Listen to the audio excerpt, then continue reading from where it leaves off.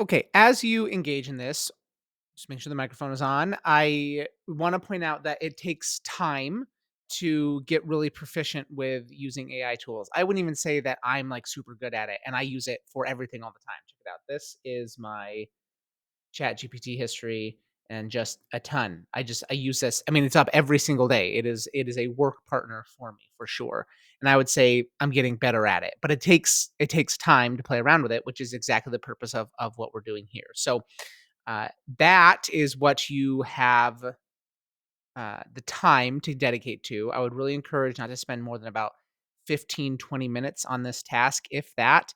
If you find it valuable, then feel free to dig in and spend as much time as you want. Like, really follow your bliss here. But if you are really struggling and starting to feel that frustration, try to push yourself for that to that 15-20 minute there, and then show us what you have. So, your task here is to think about your job. What are the pain points in your job, that paperwork, that routine stuff? That's where AI really thrives. I really, really, really want to stress AI is not and will not ever be a replacement for a teacher. The science and art of teaching is something that you do well and an AI does not understand at this point and cannot do. This is not a replacement for high quality instruction or teachers building relationships or doing what you do best.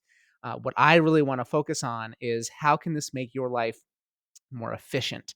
How can this make your life easier and free you up to do what you do best? So, in that spirit, think of something that is just monotonous for you or could be automated for you without sacrificing your knowledge of students or your ability to do your job really well.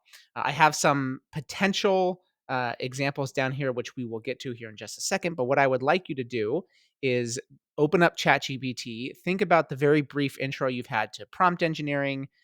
Feel free to like Google prompts for teachers, AI prompts for teachers, or use some of the ones that we have, or start very simple. And you can just think about an upcoming unit.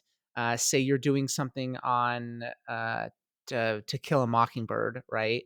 You could uh, write, create a 60-minute lesson plan for uh, ninth grade students as an introduction. I don't know why I changed that word to kill a mockingbird and see what it comes up with. So what I want you to do is not just take this and say, "Hey, here's what it gave me," because we should never be looking at AI tools and be like, "Yes, this is infallible. This is amazing." What I want you to do is look at this and say, "This works. This doesn't." Right? What parts of these can you take? What would you like to more information on?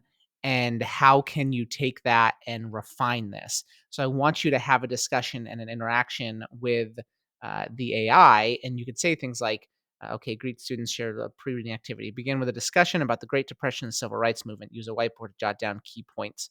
Okay, begin with a discussion about the Great Depression and the Civil Rights Movement. Uh, Give me more information about how I could do this. You simply paste that. Now, look at that, right? So we're starting to pull some of those things out. And once you have that, you can copy and paste these things over lesson plans. Tell it that certain things don't work, right? Like maybe the homework isn't appropriate for this time, or like you don't like a group discussion in 5 minutes. I don't think so. I don't have the context for the rest of this activity. Uh, other groups share their chats. Not a chance. Not a chance, man. I've worked with ninth graders. Not a chance there's a group discussion that happens in 5 minutes. Needs more time. But take that critical eye and start to break this thing apart. What parts of this can you take? Um, Tell it like this is boring. I want to make this more interesting. I want to make this more authentic. I want to connect these themes to this text, to this world event, to whatever, whatever, whatever. Start to think about what your student outcomes could be and see where your creative brain can flow from that. Once you feel like you have a pretty good handle on this, something that I haven't shown you is over here in the top right hand corner. This is a share button. So you can share a link to this chat. And what I would like you to do is then take this link, hit that copy, come back to our Canvas course. Down here, when you are replying, put link to chat and then respond to these questions. Was this helpful?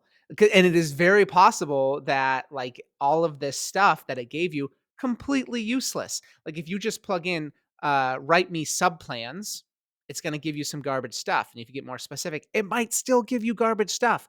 I want to hear about why, and I want you to be able to share that with your colleagues. Because what I am telling you, and hopefully you trust me, is this can spit out quality work. It just takes time. It is we're in that learning phase of navigating how to do that. So, what are some things that were helpful, and what are some speed bumps that need to be worked out? Because I guarantee you, what it's going to give you is not perfect, right? So, what are some speed bumps, and what is helpful? And then when you're done, you can go ahead and move on to the next module. Oh, and don't forget to take a look at what other people have written if you are not the first person, because that's kind of the point of a discussion post. You don't have to go in and reply to anybody, but 3, 4, and 5 really are what's required here. But it could be helpful to take a look at what some of the other people have and what those conversations were. Get some ideas. Ugh.